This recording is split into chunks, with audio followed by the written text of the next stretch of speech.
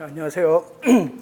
오늘은 하이클래스 생물 기본편부터 들어가는데 기본편 2달하고 심화편 2달에서 보통 한 60강 정도 돼요.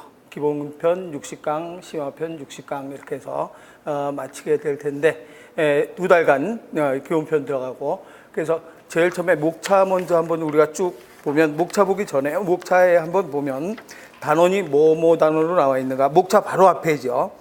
목차 바로 앞페이지에 최근 5개년간 영역별 출제 빈도 있죠. 그래서 어느 단원에서 가장 많이 나오는가 정도는 알고 들어가야 여러분들이 공부할 때 어디를 더 집중적으로 공부해야 되겠다 이런 생각이 들겠죠. 그래서 제일 먼저 1번부터 쭉 보면 1번이 1단원이 분자와 세포 단원이고, 그다음에 2단원이 유전학이죠. 2단원이 유전학이고, 3단원이 진화 생물학이고, 그 다음에 4단원이 생물 다양성. 그 다음 5단원이 동물의 구조와 기능이고,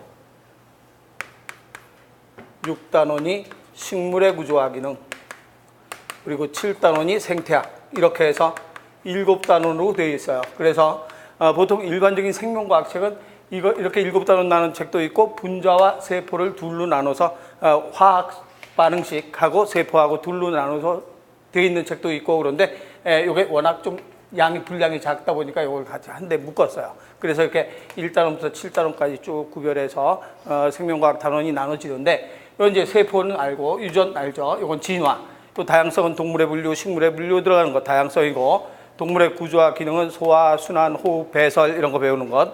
그리고 식물의 구조와 기능은 식물의 조직은 어떻게 되어 있는가 이런 거에 대해서 알아보는 거고, 이거는 생태학, 생물과 환경과의 관계를 연구하는 학문, 이렇게 해서 알아보는 거죠. 근데 이 중에서 기본편은 뭘 기본편으로 나눴는가 그러면, 저는 1단원하고 2단원하고 5단원하고 6단원 요거를 기본편에 넣어놨어요. 그래서 기본편은 1, 2, 5, 6단원 넣어서 여러분들이 목차 보면 1단원, 2단원 나가는데 갑자기 5단원이 나와요. 근데 왜 1, 2, 3이 아니고 1, 2에서 5가 나오는가? 그 다음 페이지에 목차 보니까 1단원이 분자와 세포고, 2단원이 유전학이고, 그 다음에 갑자기 5단원이 나오죠.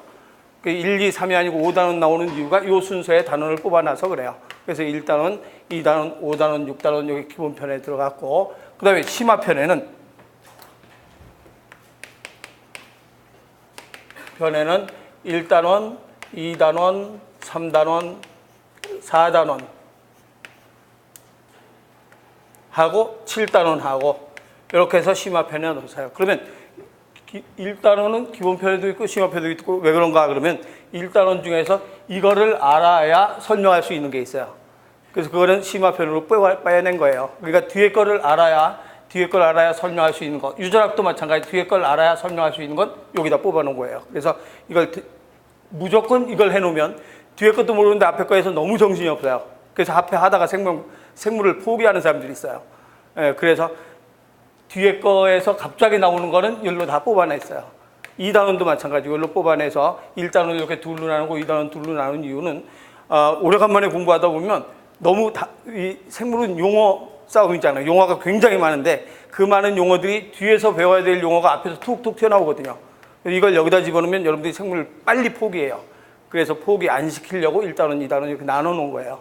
그래서 2단원은 심화편은 1, 2, 3, 4, 7단원, 기본편은 1, 2, 4, 5, 6단원 이렇게 해서 구별해 놨으니까 여러분들이 공부하기 쉽게, 처음 공부하는 사람들도 좀 더 공부하기 쉽게 생물을 좀 친숙하게 하려고 이렇게 구별을 해 놨어요. 그러니까 그렇게 알고 나가고, 그 다음에 그 목차 바로 앞에 기출문제 출제 빈도 보면 이 중에서 어떤 게 가장 많이 나오는가 그러면 분자와 세포를 보니까 거기 대략 몇 퍼센트가 나왔는가 하면, 분자와 세포는 2012년부터 2016년도까지 출제 빈도를 해놨는데 2012년도에는 몇 퍼센트가 나오는가? 20%, 2013년도에 30%에서 쭉 2016년도에 40%, 평균 몇 퍼센트가 나오는가? 25%가 여기서 출제가 됐어요. 1단원에서. 그럼 1단원에서 25%가 출제됐다는 얘기는 5문제가 출제됐다는 얘기죠. 근데 2단원에서 약 30%가 출제가 됐고 5단원에서 30%가 출제가 됐어요. 평균이에요. 평균. 여러분들 쭉 보면 2012년도부터 2016년까지 평균을 내보면 이 정도 평균이 나오거든요. 그러면 요 세 단원의 합이 1단원하고 2단원하고 5단원, 세 단원에서 몇 문제 나왔는가 보면 여기서 5문제 나왔죠. 5, 25, 5문제. 여기서 6문제가 출제가 됐죠. 여기서 6문제. 그럼 12문제, 5문제니까 17문제가 출제가 된 거죠. 그럼 1단원, 2단원, 5단원에서 17문제. 그럼 나머지에서는 어떻게 돼가? 한 문제가 출제되거나 출제되지 않거나 이렇게 되는 거죠. 그래서 그렇다고 우리가 이것만 집중적으로 이거 안 하면 안 되는가? 안 되죠. 왜 그런가? 그러면 이것만 집중적으로 해서 그걸 다 맞으라는 보장 없거든요. 그러니까 이것만 집중적으로 해서는 안 되죠. 그렇지만 가장 시간 투자는 여기에다가 제일 많이 해야 된다는 얘기죠. 여기다 제일 많이 하고 이제 여기는 안 하면 안 되고 공부는 하긴 하되 너무 많은 시간 투자는 하지 말고 이제 공부를 요점을 해가면서 공부를 해 나가야죠. 그래서 그런 식으로 여러분들이 1단원, 2단원, 5단원, 1단원, 2단원, 5단원을 집중적으로 공부한다 생각을 하고 나머지 뭐 진화하고 다양성 조금씩 외우는 거거든요. 외우는 거고 그런데 요즘에 경북에서 생태학이 경북하고 부산에서 생태학이 좀 많이 출제가 된 추세가 있어요. 그래서 2016년도에 여기서 3문제 나온 경북 문제에서 3문제가 출제가 됐거든요. 그래서 나머지를 그냥 소홀히 하면 안 된다는 얘기죠. 이번 같이 여기서 3문제 확 출제되면 큰일 나잖아요. 공부 안 해놓으면. 그래서 나머지 다 공부해 놔야 돼요. 해놔야 되고 그래서 공부 이렇게 출제 빈도는 이렇다는 걸 설명을 했고 그 다음에 혹시 쭉 공부하다가 이래도 잘 못 알아듣겠다. 그러면 요 앞에가 기초탄탄이라는 책이 있어요. 그래서 기초탄탄을 공부를 하면 거기서는 용어까지 다 설명을 해요. 그러니까 예를 들면 C는 탄소다, H는 수소다. 그래서 이렇게 탄소, 수소 이렇게 다 써놓고서 이것까지 다 정리를 해가면서 공부를 하거든요. 그래서 혹시 여기서 해서 너무 막 CO2 이것도 읽을 줄 잘 모르겠다 막 이렇게 돼서 너무 내가 설명하는데 따라하기가 힘들 것 같다. 그러면 기초탄탄을 그걸 듣고서 일로 오면 돼요. 근데 혹시 기초탄탄을 듣고 일로 오는 거하고 그렇지만 같이 병행하면 안 되는가? 병행해도 돼요. 순서가 기초탄탄도 요 순서로 쭉 배열해 놨거든요. 그러니까 혹시 공부하다가 덩 답답하고 좀 모르는 거 있으면 기초탄탄 1단원을 공부를 하고 오면 좀 편해요. 이렇게 공부할 때. 그냥 여러분도 혼자 읽어봐도 돼요. 읽어봐도 거기에 C는 탄소 내가 이렇게 다 써놨으니까, 혹시 여기서 수업 듣는데 답답하다 그러면 기초탄탄의 1단원 한번 쭉 읽어서 오늘 예습을 해갖고 오면 돼요. 기초탄탄 갖고 예습을 해갖고 오면 되고, 그 다음에 복습은 어떻게 하는가 그러면 복습할 때는 내가 매일매일 그날 수업한 부분을 OX 문제하고 가로놓기 문제로 배분을 해주거든요. 그러니까 오늘도 이제 1단원 공부하면 오늘 여기 1단원 분자세포에서 공부한 부분, 그 공부한 부분을 OX 문제하고 가로놓기 문제로 내주면 여러분들 그걸 꼬박꼬박 풀면 돼요. 그래서 그게 나중에 모으면 책 한 권 분량이 나와요. 엄청나게 두꺼워요. 그 정도로 프린트가 매일매일 나가거든요. 그걸로 복습을 하고. 그래서 예습은 이게 어려우면 예습은 기초탄탄하고 예습하고 나머지는 예습 안 해도 괜찮아요. 이걸 쭉 내 설명을 듣고서 알아들으면 예습 안 하고 그냥 와도 돼요. 그냥 와서 설명 듣고 복습은 꼬박꼬박 해야 되죠. 가로놓기 OX 문제 갖고 복습은 꼬박꼬박 하면 될 거예요. 근데 이 원소 기호나 이런 거 알아듣기 힘들면 기초탄탄 갖고 예습을 하라 이 소리예요. 그렇게 해서 수업은 이런 식으로 해서 나갈 테니까 나랑 쭉 공부해가면서 모르는 건 내가 주로 쉬는 시간에는 교무실 안 가고 주로 여기에 많이 있어요. 교실에 많이 있으니까 모르는 거를 교실에서 질문하고 교무실 문턱이 높다고 잘 못 올 것 같아서 내가 주로 여기 앉아 있는 편이니까 내가 담배도 안 피우고 그러기 때문에 여기 앉아 있어요. 그래서 나가지 않고 주로 앉아 있으니까 질문할 거 있으면 와서 질문을 하세요. 뒤에 앉아 있을 테니까 그렇게 하고 그러면 15페이지에 1단원부터 들어갑시다. 1단원에 원자의 구조와 화학결합, 원자의 구조, 화학결합.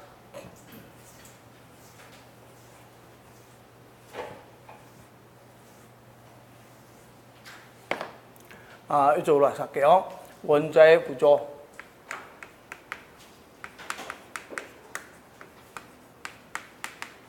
우리가 가장 작은 게 원자죠. 뭐든지 다 원자로 구성되어 있죠. 뭐 이런 백목이나 칠판이나 나무나 사람이나 다 뭘로 구성되어 있는가? 원자로 구성이 되어 있다. 이렇게 얘기하는 거예요. 그래서 모든 생명체나 무생물체의 기본 단위는 원자로부터 시작한다. 그래서 탄소, 수소, 산소 이런 것들 전부 원자라고 했죠. 그럼 원자는 가운데 뭐가 있는가? 핵이 있어요.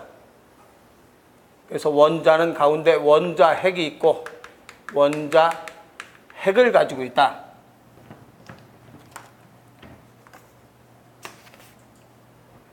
그래서 원자 핵을 가지고 있는데 원자 핵의 가운데 뭐가 있는가 하면 양성자가 있어요. 플러스 양성자가 있고 그 다음에 전기를 띠고 있지 않는 무슨 자가 있는가? 중성자가 있죠. 그래서 플러스는 양성자. 양성자와 전기를 가지고 있지 않는 중성자를 가지고 있다. 그런데 그 주변에 뭐가 돌고 있는가? 그러면 그 주변에 마이너스를 가지고 있는 마이너스를 가진 전자가 돌고 있죠. 그래서 원자핵은 양성자와 중성자와 그 주변에 마이너스를 가진 전자가 돌고 있다. 그런데 양성자가 5개면 전자도 몇 개가 되는가? 5개가 돌고 있죠. 그럼 플러스 5개, 마이너스 5개니까 전기적으로 원자는 무슨 성이 되는가? 중성이라고 얘기를 하죠. 그래서 양성자 수와 전자 수가 같기 때문에 중성자는 전기의 성질을 안 띠고 있으니까 그래서 양성자 수와 전자 수가 같기 때문에 원자는 전기적으로 무슨 성을 나타내는가? 중성을 나타내게 된다. 양성자 수와 전자 수가 같기 때문이다. 이렇게 얘기를 하죠. 그래서 이걸 우리가 원자라고 하는데 그럼 이 원자가 질량이 있겠죠. 그럼 원자의 질량은 뭘로 원자의 질량을 나타내는가? 그러면 원자의 질량 이것을 질량수라고 얘기하는데 질량수. 그럼 어떻게 원자의 질량을 계산하는가? 그러면 양성자 수하고 중성자 수의 합으로 원자의 질량을 계산하죠. 그럼 양성자 수와 중성자 수의 합으로 원자의 질량을 계산한다. 원자의 한마디로 무게를 계산하는 거죠. 그러면 양성자와 중성자의 무게를 계산한다. 그럼 왜 전자는 무시하는가? 전자는 너무 가벼워서 전자는 무시하죠. 전자가 100개 있어도 무시해요. 너무 가볍기 때문에. 무슨 말이냐면 우리가 저울에 올라가서 몸무게를 댄다 그래서 저울에 올라갔을 때 파리 한 마리 앉았다 그건 무게 안 나가거든요. 그래서 내가 몇 킬로그램이다? 그럼 파리 한 마리 앉았다 그래서 더 많이 나가지 않고 파리 10마리 앉아 있어도 안 나가죠, 무게가. 그래서 이 전자는 파리라고 생각하면 돼요. 무게를 저울에 다는데 파리가 이렇게 돌아다니고 있다 생각하면 돼요. 그래서 무게를 계산 안 하죠. 그래서 원자의 질량은 양성자 수와 중성자 수의 무게 가지고 원자량을 계산하는데 그러면 양성자 수가 원자마다 다 같은가 다른가? 다 다르죠. 그래서 지구상에 있는 모든 원자가 100개 이상 된다? 그래도 이게 다 양성자 수가 달라요. 1개 가진 것부터 2개, 3개, 10개, 20개, 100개 가진 게 다 있어요. 그래서 이거의 수는 같은 원자가 없어요. 그러니까 이 양성자 수 가지고 원자에 뭘 계산하는가? 번호를 붙여주는 거죠. 왜 그러면 이거의 수가 다 다르기 때문에. 그래서 양성자 수로 번호를 붙인다. 우리가 학교 제일 먼저 가면 번호가 있죠. 1번, 2번, 3번, 4번 해서 30번까지 30명이면 30번까지 쫙 번호를 붙여줘야 체계가 쓰죠.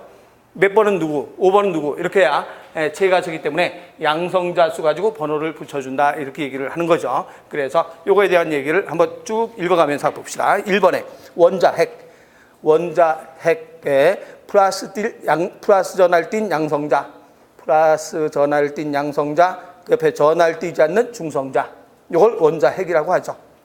그래서 원자핵은 플러스 전하를 띤 양성자, 전하를 띠지 않는 중성자를 원자핵이라고 한다. 2번에 전자는 그 줄 중간에 마이너스 전하, 전자는 마이너스 전하를 띠고 있다 라고 하고, 그 다음에 3번엔 그 줄 3번 줄 제일 끝에 전기적으로 무슨 성이다? 중성이다. 왜 전기적으로 중성인가? 그러면 뭐의 수가 같기 때문에, 양성자 수와 전자 수가 같기 때문에 전기적으로 중성을 나타낸다 이렇게 얘기를 하죠.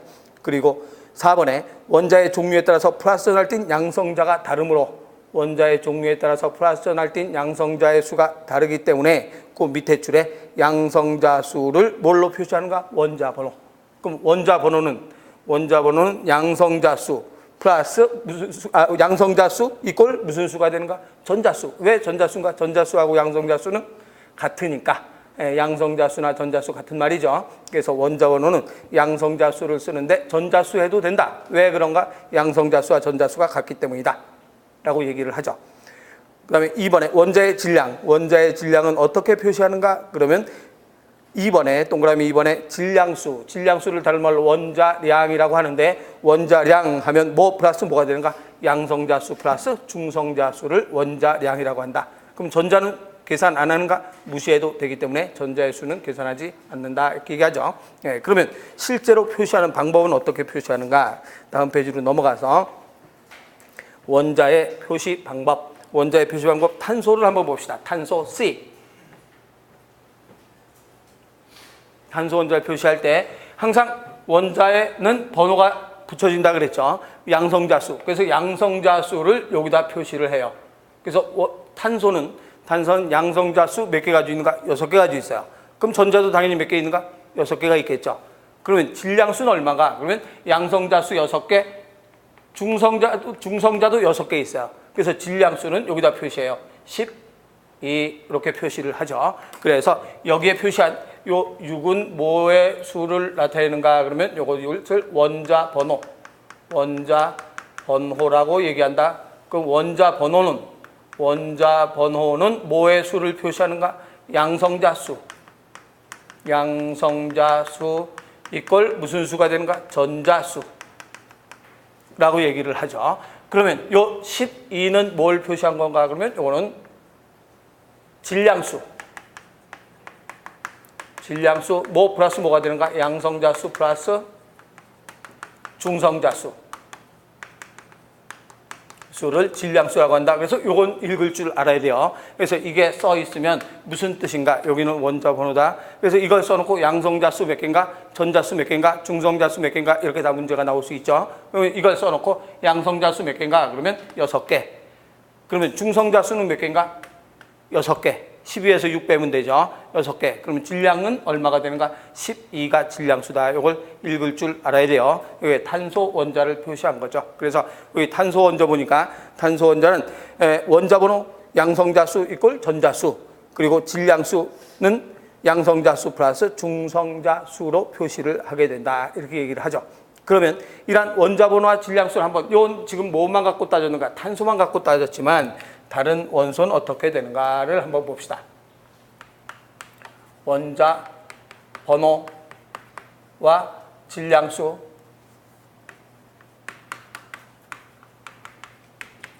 수를 했을 때 예를 들어서 이렇게 써 있어요. 이렇게 써 있는 게 있어요. 그럼 H는 뭐가 되는가? 수소죠. 수소인데 1 이렇게 써 있어요. 그럼 이럴 때 양성자수 몇 개고 중성자수 몇 개인가를 볼 줄 알아야 된다 이 말이에요. 그러면 이걸 쓸 때 거기 있는 순서대로 할게요. 원자 번호, 양성자수, 중성자수.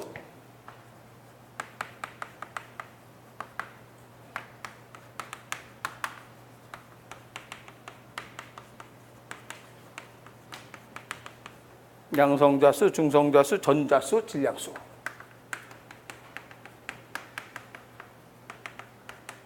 네. 그래서 이것만 가지고 이 안에 있는 숫자를 다 맞출 수 있어야 되죠. 그러면 이렇게 돼 있으면 원자 번호 얼마인가? 이게 원자 번호라고 했죠. 원자 번호, 여기 잠깐 와보면 이게 원자 번호고 이게 질량수. 그러면 원자 번호는 얼마인가? 1번이죠. 1번. 그럼 양성자수 몇 개인가? 원자 번호는 양성자수를 원자 번호로 하니까 1이죠. 중성자수는 얼마인가? 질량수를 보니까 1이 질량수네요. 그럼 양성자수 하나인데 질량수도 하나예요. 그럼 중성자수는 없다는 얘기죠. 그래서 얘는 중성자를 가지고 있지 않은 유일한 놈이 바로 수소가 되죠. 수소 하나만 중성자를 가지고 있지 않아요. 그럼 전자수는 어떻게 돼야 되는가? 양성자수와 전자수는 같아야 중성이죠. 전기적으로. 그럼 질량수는 얼마가 되는가? 질량수는 양성자수 플러스 중성자수가 질량수니까 질량수는 얼마가 되겠는가? 1이 된다. 이렇게 표시할 수 있죠. 그래서 요거 하나를 써가지고 요것만 갖고 뭔가 찾을 수 있으면 되죠. 그러면 탄소를 봅시다. C. 탄소는 6, 12예요. 그럼 원자 번호 얼마인가? 6번. 양성자수 얼마인가? 6. 원자 번호는 양성자수로 표시하니까 6. 중성자수 그러면 중성자수는 양성자하고 중성자 합한 게 10이니까 여기서 양성자수 빼면 되죠. 그러면 6을 빼면 중성자수 6. 전자수도 6이죠. 그럼 질량수는 얼마가? 12니까 질량수는 12 이렇게 표시를 하죠. 그러면 질소 7, 14예요. 그러면 원자번호 이제 쓸 수 있죠. 7, 양성자수 7, 중성자수 빼면 7. 전자수는 양성자수와 같고 질량수는 14. 또 산소, 산소는 8번 16이에요. 그러면 원자번호 8번, 여기는 양성자수가 원자번호니까 8, 중성자수는 16에다 8 빼니까 8, 전자수는 양성자수하고 똑같고 질량수는 16이 되죠. 이거 보니까 아하, 그러면 양성자수와 중성자수는 항상 같은 건가 보다 그렇게 착각할까 봐 내가 요거 네 가지는 알아두는 게 좋아요. 원자번호 네 가지 1번, 6번, 7번, 8번 요거는 알아야 돼요. 알아두는 게 나중에 우리가 쭉 공부하면서 보기가 굉장히 여러분들 이해하기가 편해요. 그래서 요 네 가지는 알지만 요거는 외우진 않아도 되고 요거는 11이고 23이에요. 근데 왜 이걸 써놨는가? 그러면 요거는 양성자수하고 중성자수는 항상 같은가 보다 착각할까 봐 써놓은 거예요. 외우진 않아도 돼요. 그러면 볼 줄 알아야죠. 여기 쓸 줄 알아야 되죠. 그럼 원자번호 얼마인가? 원자번호 그렇죠. 11번. 이게 원자번호잖아요. 그러면 양성자수 얼마인가? 11. 그럼 중성자수 얼마인가? 똑같이 쓰면 안 된단 말이죠. 23에서 이게 양성자수가 11이니까 중성자수는 얼마가 되는가? 12가 돼야 되죠. 그래서 중성자수는 12. 전자수는 양성자수하고 똑같으니까 11. 그 다음에 질량수는 양성자수 플러스 중성자수니까 23 이렇게 나와야 되죠. 그래서 요 양성자수와 중성자수는 항상 같은 것보다 그러면 안 돼요. 원소마다 달라요. 그래서 이 많은 원소들이, 이 많은 원자들이 뭐가 다 다른가? 양성자수가 다 다르니까 그걸 번호로 매겨놓은 거죠. 그래서 몇 번 누구 금방 나오죠. 23번 나와라 그러면 나트륨이에요. 6번 나와라 그러면 탄소예요. 그래서 거기에 다 번호를 붙여놨기 때문에 우리가 이걸 파악하기가 굉장히 편리하게 번호를 붙여놨다 이렇게 생각하면 되죠. 그래서 이게 원자번호 보는 방법. 그래서 거기 써 있는 게 바로 그 내용이니까 수소 앞에다가 이것만 써놓으세요. H11 탄소 앞에다가 이렇게 써놓고 질소 앞에다가 이렇게 써놓으면 여러분들이 나중에 보더라도 아 이렇게 표시하는구나. 그래서 여기 탄소, 수소, 탄소, 질소, 산소, 나트륨 요 앞에다가 이렇게 써놓으면 여러분들이 나중에 보더라도 금방 이게 뭔가를 알 수가 있죠.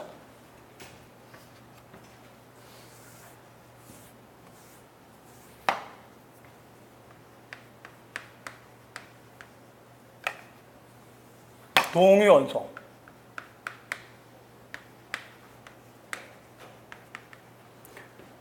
동위원소란 뭐가 다른가 그러면 양성자수는 똑같은데 중성자수가 다른 거예요. 그래서 질량수가 달라지는 거죠. 그러니까 예를 들면 탄소가 있다. 그러면 탄소가 6번, 12번이에요. 그런데 동위원소는 어떻게 쓸 수 있는가? 이게 탄소 원소인데 탄소. 그런데 탄소의 동위원소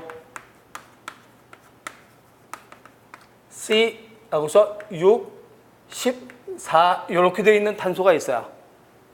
그러면 탄소 원소는 양성자수 몇 개가 되는가? 양성자수가 6개. 중성자수가 몇 개가 되는가? 6개. 그래서 질량수는 12가 되는데 이거는 양성자수가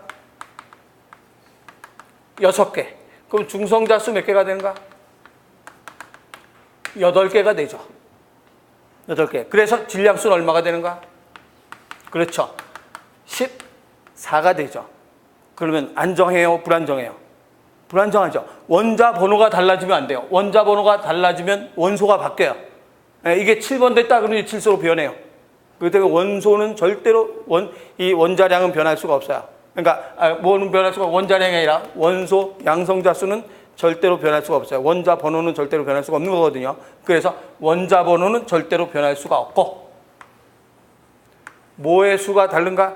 중성자 수가 달라서 중성자 수가 다르기 때문에 이걸 6개로 맞추려고 이 중성자는 어디 속에 있다라고 했는가? 원자핵 속에 있다 그랬어요.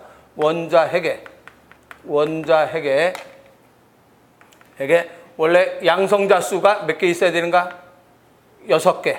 중성자 수 6개가 있어야 되는데 8개가 있는 거죠. 6개가 있고 전자수 6개가 있어야 되죠. 그런데 도미원소는 어떻게 되는가? 그러면 원자핵에 양성자 수가 6개 있는데 중성자 수가 8개가 되고 전자는 6개가 있는 거죠. 그래서 이게 불안정하죠. 몇 개가 튀어나가려고 하는가? 2개가 막 튀어나가려고 해요. 핵 속에서 튀어나가려니까 핵 붕괴가 일어나죠. 붕괴가 일어나는데 이게 이제 어떤 경우는 방사능을 띠는 경우가 있어요. 그럼 방사능을 띠는 경우는 붕괴가 일어나면서 방사능을 띠고 있기 때문에 쭉 그놈이 옮겨가는 게 표시가 돼요. 우리 쉽게 얘기해서 형광 표시한 거나 마찬가지예요. 그럼 걔네들이 옮겨다니면서 표시가 되는 거죠. 그래서 표시가 돼서 이걸 찾아낼 수 있는 것. 이것을 우리가 무슨 원소라고 하는가? 동위원소 중에서 특히 방사능을 띠고 있으면 방사성 동위원소라고 얘기하는 거죠. 그래서 여러분들은 동위원소 그러면 뭐의 수는 같지만 양성자 수는 같지만 중성자 수가 다르기 때문에 불안정해서 붕괴를 일으키기 쉬운 원소, 동위원소라고 한다. 그래서 우리 한번 읽어봅시다. 동위원소는 첫 번째 줄에 양성자 수는 같으나 중성자 수가 달라서 양성자 수는 같지만 중성자 수가 달라서 원자 번호는 같고 질량수가 다른 원소 이렇게 줄 쳐놓으세요. 그래서 양성자 수는 같으나 중성자 수가 달라서 원자 번호는 같고 질량수가 다른 원소. 그 두 번째 줄 중간에 도미원소 중에서 방사능을 띤 방사성 도미원소는 불안정하여 방사성 붕괴. 그 다음 그 줄 중간쯤에 방사선이 방출된다. 이렇게 얘기를 하죠. 그래서 방사선이 방출되기 때문에 이 추적이 가능하다 그래요. 그래서 추적이 가능한데 이게 이제 우리가 양성자 방출 단층 촬영 실험이라는 게 있어요. 여러분 알고 있죠? 그거는 양성자 방출 단층 촬영 실험이라고 해서 PET 촬영 기술이 있는데 이런 양성자 방출 촬영 기술 이건 뭘 알아보는 건가? 그러면 예를 들어서 포도당이 지금은 아직 몰라도 되고 조금 요 다음 시간쯤에 배울 거예요. 포도당이 탄소 6개, 수소 12개, 산소 6개거든요. 그런데 요 포도당에 도미원소를 가진 포도당 요거를 14짜리 도미원소를 가진 포도당을 주입을 해요. 혈관에다 주입하면 이게 혈관을 쭉 다니면서 굉장히 이게 많이 분해되는 경우가 있어요. 분해되는 장소가 있어요. 그럼 그곳에선 물질대사가 굉장히 활발하게 일하는구나. 그래서 어느 부분에서 물질대사가 잘 일하는지, 어느 부분이 물질대사가 잘 안 일하는지, 그래서 어디가 잘못됐는지, 심장이 잘못됐는지, 그렇다면 굉장히 엄청나게 물질대사를 또 정상보다 비정상적으로 물질대사를 많이 하는 경우가 있어요. 그럼 거기에는 무슨 세포가 있는가? 비정상적으로 세포 분열을 많이 한 세포, 암세포가 있구나. 이런 것까지 다 찾아낼 수 있는 추적을 할 수 있는 실험이 있어요. 그래서 이게 다 방사성 동위원소 가지고 실험을 하죠. 그래서 어디가 잘못됐는지, 뭐가 이상이 생겼는지 그걸 알아보는 실험. 이런 실험을 우리는 뭐라고 하는가? 그러면 양성자 방출 단층 촬영 실험이라 이렇게 얘기를 하죠. 그래서 이런 실험인데 이건 나중에 이제 좀 문제로 한번 쭉 나오니까 그냥 이런 게 있다 정도. 여러분들 아마 알고 있죠? 이건. 네, 그래서 이런 실험을 하는 것, 이게 바로 동위원소라고 한다. 이렇게 얘기를 하죠. 네, 이렇게 해서 지금까지 우리가 설명한 건 뭐에 대해서 설명했는가 하면 원자에 대한 설명을 했어요. 원자에 대한 설명을 했는데 여기에서 원자에서 이쪽으로 가볼게요. 원자에서 이 전자는 주변을 돌아다니잖아요. 그럼 전자는 들락날락 할 수 있을까요? 없을까요? 그렇죠. 아까 내가 잠깐 설명했죠. 몸무게를 다는데 파리가 앉았다. 그래서 몸무게 늘어나지 않는다 그랬죠. 그럼 파리는 여기 항상 고정돼서 앉아있어요? 왔다 갔다 해요. 그래서 움직여 다닐 수 있어요. 전자가 밖으로 나갈 수도 있고 안으로 들어올 수도 있고. 그렇지만 이건 절대로 움직이지 않아요. 원자 핵 속에 있는 양성자는 절대로 이동하지 않는다. 양성자가 이동하면 원자 번호가 바뀌는 거거든요. 그래서 양성자는 절대 이동하지 않고 전자가 들락날락하게 되는 거죠. 그래서 이 전자가 들락날락하게 되는데 그러면 이 전자가 들어오면 중성이 안 되는 거죠. 나가고 들어오면 중성이 안 돼요.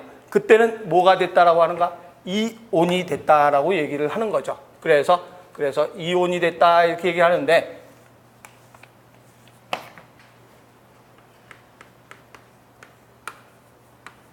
이온. 그러면 이 이온에 대해서 알아보기 위해서 무슨 규칙을 먼저 알아보는가 하면 옥텟 규칙을 먼저 알아보죠. 이 이온이라는 말이 무슨 뜻이냐면 요 이온 간단하게 설명하고 옥텟 규칙 들어가면 플러스가 6개 있어요. 그런데 마이너스가 2개 들어왔어요. 2개 들어와서 8개가 됐어요. 전자가 2개 들어와서. 그럼 이거 6개 있는데 둘 들어와서 8개. 우선 아는 걸로 쓸까요? 여기 8개다. 둘 들어와서 10개가 됐어. 그러면 원자는 8개면 그대로 8개가, 전자가 8개가 이렇게 되어 있어야 전기적으로 중성이 돼야 되죠. 그런데 2개가 어디서 들어왔어요? 10개가 됐어요. 그럼 이건 뭐가 남아있어요? 마이너스가 남죠. 그래서 마이너스가 남으니까 이건 이온이라고 해요. 플러스가 남으면 양이온이라고 해요. 그래서 전자가 들락날락 하면서 전자가 마이너스가 들어오면 음이온, 마이너스가 나가면 플러스가 남으니까 양이온, 이런 식으로 표시를 해요. 그래서 이렇게 전자가 왔다 갔다 하는 걸 이온이라고 하는데 왜 이온이 생기는가? 그 이유는 바로 옥텟 규칙이라는 규칙 때문에 이온이 생긴다. 옥텟 규칙이라는 말은 무슨 말인가? 그러면 이 전자는 가장 안쪽에 전자수가 가장 안쪽에 2개가 있어야 돼요. 그래야 안정해요. 그리고 그 다음에 몇 개가 있어야 되는가? 8개. 그 다음에도 8개가 있어야 안정한 게 되는 거죠. 이렇게 돼 있어야 안정하게 된다. 계속 8개예요.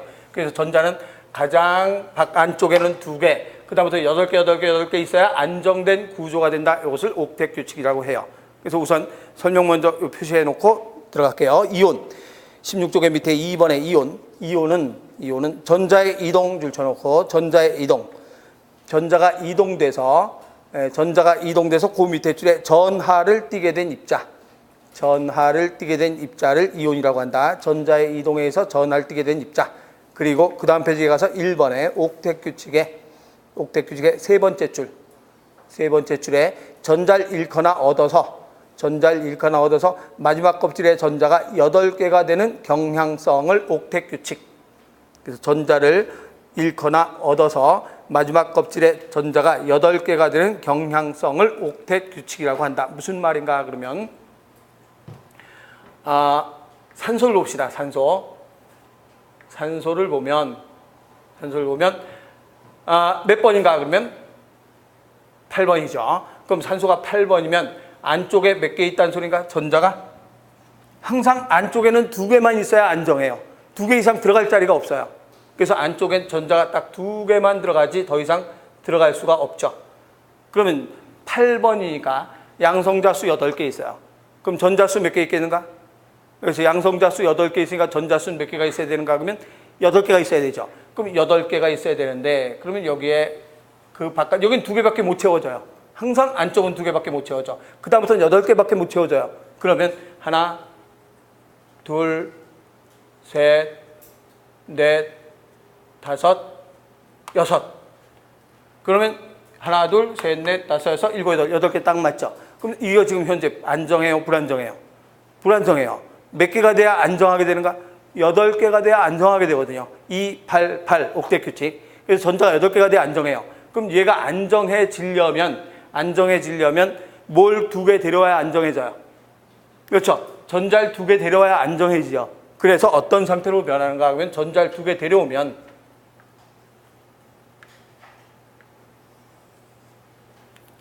항상 안쪽엔 2개 있어야 돼요. 안쪽엔 2개의 전자가 있어야 되고 그 다음엔 8개가 있어야 되는데 하나, 둘, 셋, 넷, 다섯, 여섯. 옥텟 규칙을 만들기 위해서 어딘가 2개를 얻어가지고 와요. 그럼 2개를 얻어가지고 오면 이렇게 2개를 얻어왔죠. 그러면 산소 원자는 양성자 몇 개인가? 8개. 전자 몇 개인가? 8개. 그래서 전기적으로 무슨 성이 되는가? 중성이 되죠. 그런데 이건 어떻게 되는가? 양성자가 몇 개가 되는가? 양성자 수는 절대로 변하지 않는다라고 얘기를 하죠. 그런데 전자가 몇 개가 되는가? 2개를 얻어와서 하나, 둘, 셋, 넷, 다섯, 여섯, 일곱, 여덟, 아홉, 10개가 됐어요. 그럼 뭐가 2개 남아요? 전자가 2개 남죠. 그래서 이걸 뭐라고 하는가? 산소 이온이라고 얘기를 하죠. 그래서 이거는 중성이 아니고 O에다가 전자 몇 개가 남는가? 2개가 넘는다. 그래서 여기다가 2개의 전자가 남는다. 해서 E 마이너스. 이 소리는 전자 2개 데려왔다는 소리가 되는 거죠. 그래서 이거는 산소 이온이라고 해요. 원자라고 이제 안 해요. 이거는 산소 원자라고 해요. 그런데 전자를 2개 얻어왔기 때문에 이건 산소 뭐라고 하는가? 이온이라고 얘기를 하지 원자라고 얘기하지 않는다라고 얘기하죠. 그래서 산소 원자, 산소 이온. 무슨 이온인가? 마이너스 2개가 남기 때문에 무슨 이온이 되는가? 이온이라고 얘기하는 거죠. 이온. 그래서 항상 이것을 맞추기 위해서 이온으로 변해 있는 거죠. 그러면 안정된 상태가 된다라고 해요. 그래서 원자와 이온 차이는 뭔가? 그러면 원자는 플러스하고 마이너스가 똑같은 거. 정기적으로 무슨 성 상태? 그렇죠. 중성인 상태는 원자라고 얘기를 하고 원자라고 얘기하고 이온은 플러스가 남으면 무슨 이온인가? 양이온. 플러스가 모자르면 무슨 이온이라고 하는가? 이온이라고 얘기를 하죠. 그래서 양이온, 음이온 이렇게 표시를 해요. 그래서 이건 이온. 그럼 양이온은 전자를 얻은 거예요? 버린 거예요? 전자를 버렸으니까 플러스가 남아 돌아가지.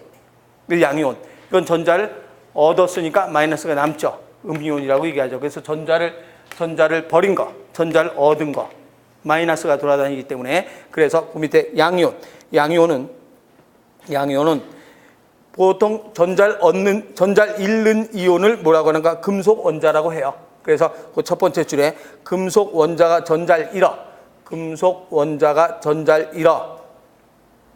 그 밑에 줄에 양전하를 띠게 된 입자.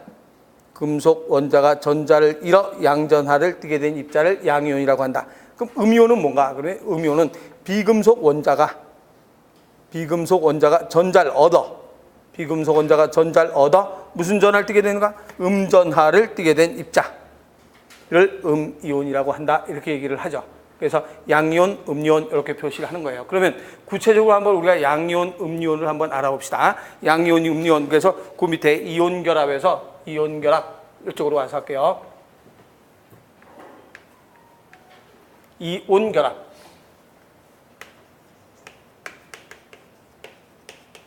뭘 얘기하는가? 그러면 나트륨 갖고 설명을 해요. 나트륨 11번이죠. 그럼 나트륨이 11번이면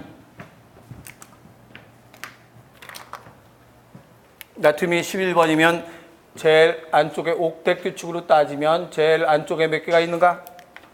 2개. 2개가 있고 그 다음에 몇 개가 있어야 되는가?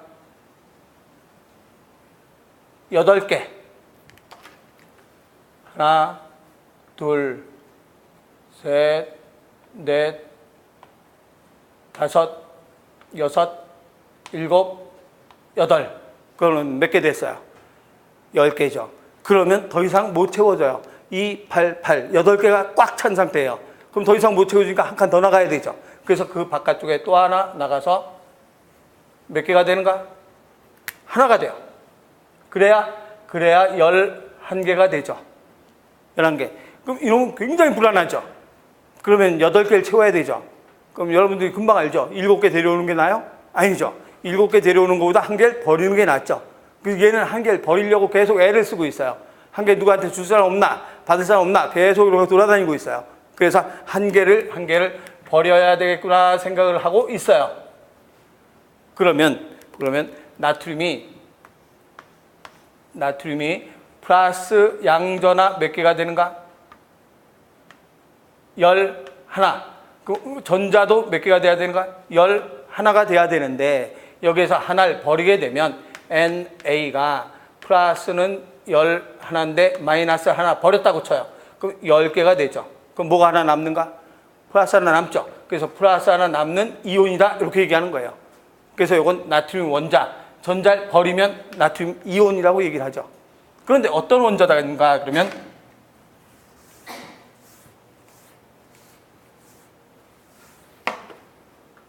염소 원자가 있어요. 염소.